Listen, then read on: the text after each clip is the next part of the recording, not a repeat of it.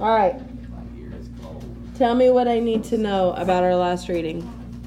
It's not drugs. We were like on Hugs, not drugs. Our last reading, we found out that Pablo's on What? I got Marine Tail volunteer to hold the train for late 7th and 8th graders. I got Marine Tail volunteer. Did you hear me? No, I can't hear you above everybody else. And then like we go to the wall, like This what I'm going to meet when they finally let me out in 40 years. Basketball for Bosnia.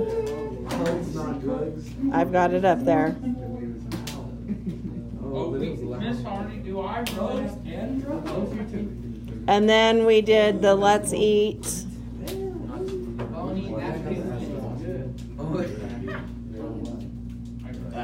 Boney Nolan feet. FYI, I am recording. So your voices are being picked up. All those cuss words. Everybody's words are being picked up. Basketball for. So Miss Harney, all the cuss words I said is recorded. It may be. What does that say? Let's what?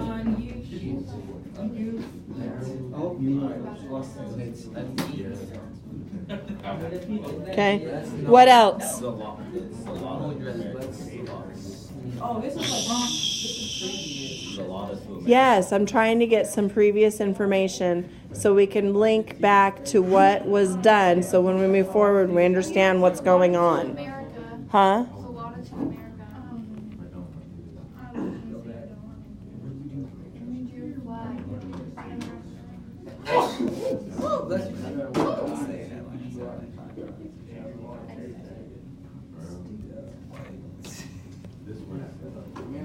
But isn't this what I did the last time we talked about our story? I feel like this is what I did this last time. You did that last time. I did. Did we read since then? What? Yeah, kind of. What did we read about? We got halfway through one. You said 5 minutes. I forgot what page it was. I think it was like 58. So Miss Gorell went to visit, right? Meet. Here we go. Here's a passport. Oh yeah, they wrote those too. Hey, Miss Arnie, I got a question. I may have an answer. You know how like to go to Mexico, do you need a passport or not? Yes. You do. If you're a citizen. Isn't it when you're 16 you need one? If you are a citizen of the United States and you're not dual citizenship, you need a passport anywhere outside of the border. Now, if you have dual citizenship, you can pass back and forth. If you have what? If you're American and Mexican from Mexico, like you have dual citizenship in both countries, you can go back and forth and you're fine. So I can go back. But you have to prove that you have dual citizenship. I can't see myself. I don't know. Your whatever your parents' paperwork is on you. Oh, so yeah, I can go back. Why? Where? There's the stamp. Okay, what else?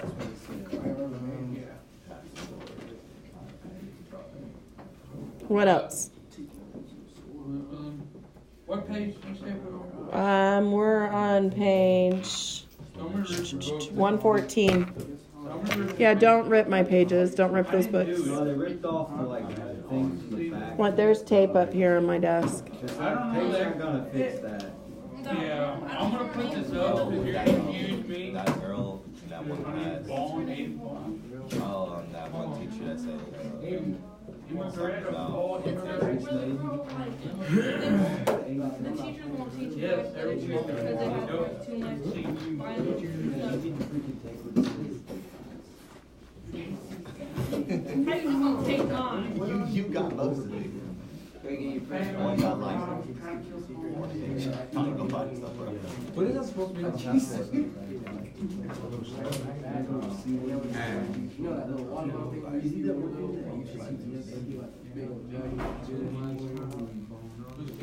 Inside a cooler.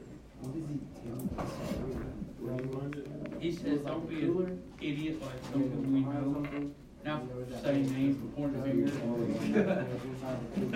He's right.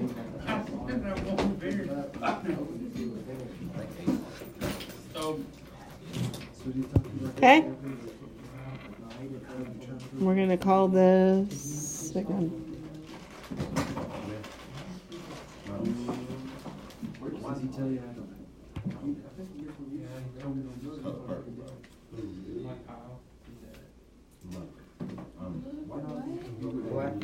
Black literature. Okay, what else? Anything else? oh, we didn't do this. For real, I be seeing you every time I leave. I see you all the time, bro. We're talking about just can't break our chain or something. Can't break our chain, the weakest link. That they get to keep the,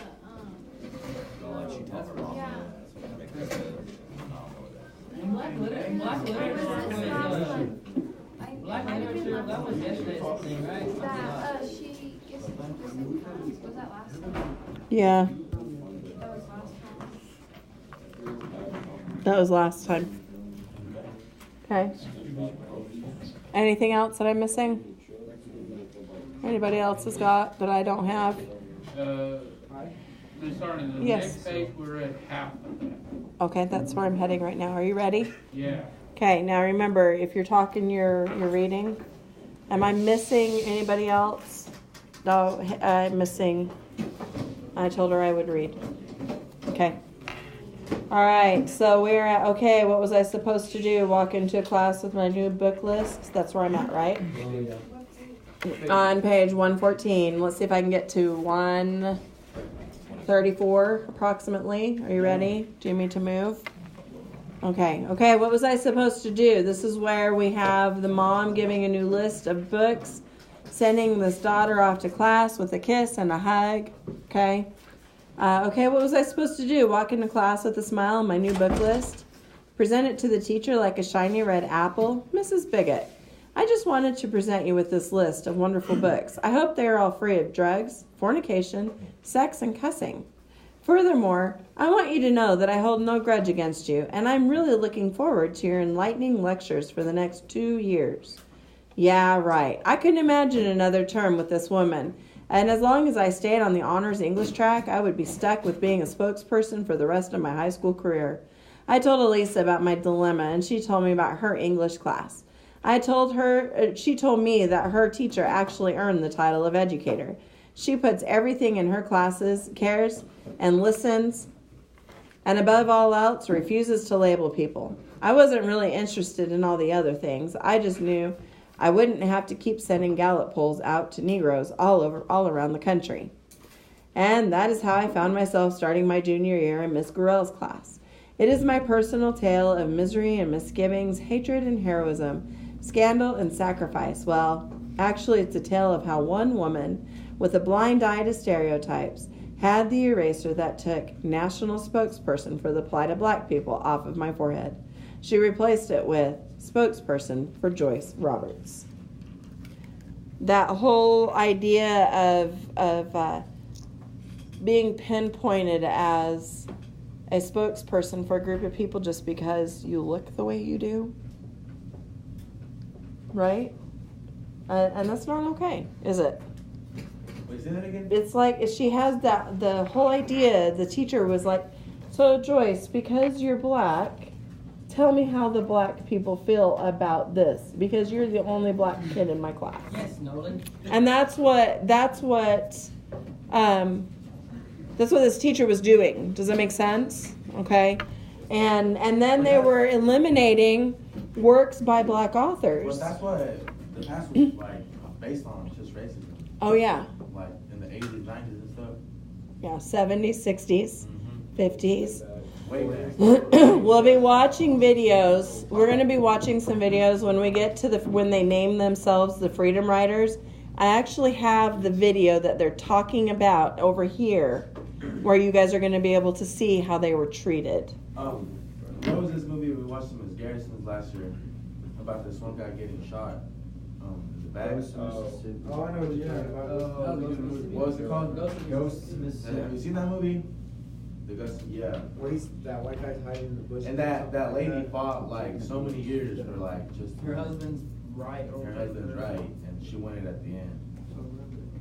Yeah. That's pretty legit. We're going to be looking at Mississippi burning. Are we gonna watch it? We'll be looking at the Freedom Riders Diary in here. We're going to watch it after we're done reading. Okay. And I have a couple other videos, and I'll show you the actual Freedom Riders, RIDERS, newscast, where she shows it to her kids here. We're going to watch it in here. Okay, and we'll do it at the same time when we get to that point. Okay? All right, so Diary 55. Here we go. Dear Diary, for the past month, we've been studying different different American, I said African American because we're looking at that. Let me restart, sorry. For the past month, we've been studying different American writers like Ralph Waldo Emerson and Henry David Thoreau. Emerson wrote about being self-reliant. He once wrote, whoso should be a man must be a nonconformist. Our class is really intrigued by Emerson because Miss Gorell is encouraging us to be independent thinkers and to question authority. I am amazed at how much his philosophy applies to me. For the past 4 years, I have blamed myself for something I couldn't control. It was just one of those unexpected tragedies that just smacked me over the head as soon as I turned around. I was constantly blaming myself for the death of my grandmother. I was only 12 years old when my grandmother died from severe burns that were allegedly inflicted upon her by my father. She was burnt from head to toe. Allegedly, my father had poured kerosene on her and lit the kitchen stove. She caught on fire immediately. When I saw her, she had blisters all over her body, and all of her hair was burned off. Her skin was black and it was peeling off, and she had tears running down her cheeks. I could smell her raw, burnt flesh. I felt like my heart was about to burst and my stomach was going to erupt at any moment because I had a feeling she was going to die. I thought of losing the two people I love the most in this entire world. Made me feel dead inside. The helicopter came and took her to another hospital. My aunt and I stood there until the helicopter disappeared. I felt so weak that I could hardly stand. I looked at my aunt and she was shaking. I didn't want to go home. I knew that eventually I would have to face my dad. As I approached my dad's house, I saw a scene that looked like an angry mob was ready to strike at any time. I could see my dad standing in the window with a machete in his hand. I hated him. He made me tremble with fear because I knew he had tried to kill my grandmother. The crowd was yelling at him, and he was yelling back. Finally, the police came and knocked on the door. I stood there trying to move so my dad wouldn't see me, but my feet had control and they wouldn't let me move. Tears were running down my cheeks. I watched as they handcuffed my father, read him his rights, and put him in the back of a police car. I watched as the car drove out of sight. I knew then that my life would change forever. I looked around at everyone, trying to hide the embarrassment that was already written on my face. Why did he do it? What made him so crazy? I asked myself. I had so many questions, but no one could answer them. I don't even think my dad could even answer them. He had threatened to kill me, but he had killed my grandmother instead. After the death of my grandmother, I couldn't look anywhere except down. Wherever I walked, the ground was all I saw, for family members constantly reminded me about my grandmother's death. I looked for ways to stop the hurting and constantly asked myself questions like, how could my dad do something like that? How could he leave me with the guilt? I wonder what he's thinking. Is he thinking about me? My dad spent only 3 months in jail. Sometimes I get so confused and I'm not even sure if he actually did kill my grandma. Maybe it is just too hard for me to accept the fact because he's my father. When Emerson ended his essay with, "To be great is to be misunderstood," it made me think about how many people have misunderstood me. No one really understood what I was feeling. They were so caught up in what they thought about me that they didn't really care. It really bothered me that they didn't even try to understand me. Deep down inside, I was just a scared little girl who was simply misunderstood. Maybe it's not so bad to be misunderstood. Now it is time for me to learn to hold my ground and be self-reliant. Diary 56. Dear Diary, a carton of milk was thrown. Someone shouted, "F niggers," and a big crowd formed and the fighting began. There were people punching each other and there were people throwing things at each other. I must have lasted for about 3 minutes, although it seemed like 3 hours. Somehow I managed to find my way out of the crowd without hitting anyone or throwing a thing. It wasn't necessary for me to join the fight because the reason for fighting was stupid.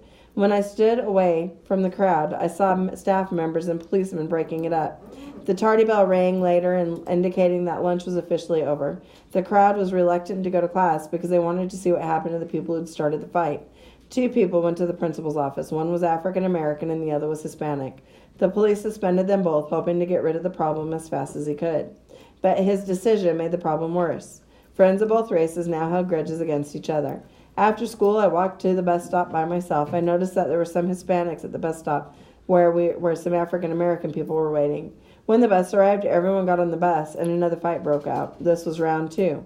Some guy started swinging a stick that came from one end of the art class that came from one of the art classes at school.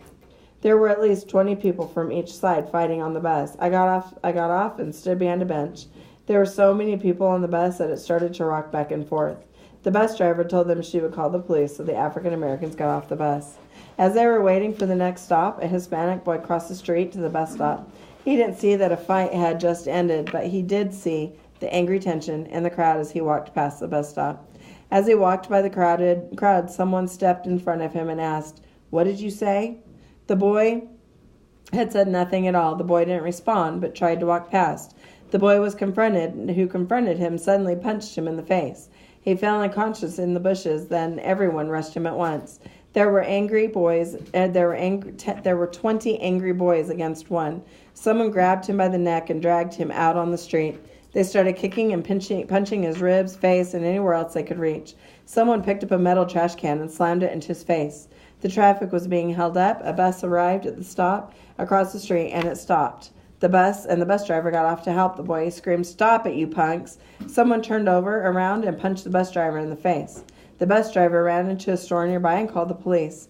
A lady got out of her car and tried to help the boy, but got hit in the face for her efforts.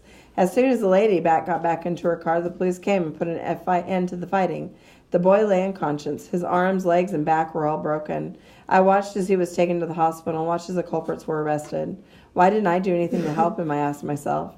Maybe it was because I was scared of the consequences. Most likely, I would have been mauled by the crowd. Even though I could have been hurt, I wish I had done something.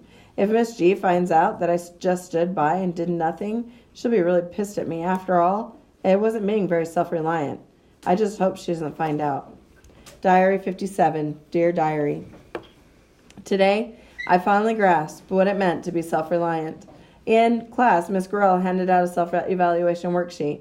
We were asked to write a letter grade we felt we deserved, then write a brief comment on why we thought we deserved that grade. Immediately and without hesitation, I wrote F. I have been having some trouble at home and have had to miss a lot of school lately. I just learned that my mom has a disease called lupus. All I know is that it affects her kidneys and makes her too weak to watch my younger brothers, or do anything for that matter. So instead of being at school, I am usually at home helping Mama because she needs me. No matter what my reasons are, I thought Miss Gorell should fail me. I was sad, embarrassed, but a little proud that I had been honest. I sat in my chair, disappointed about how my situation had ended.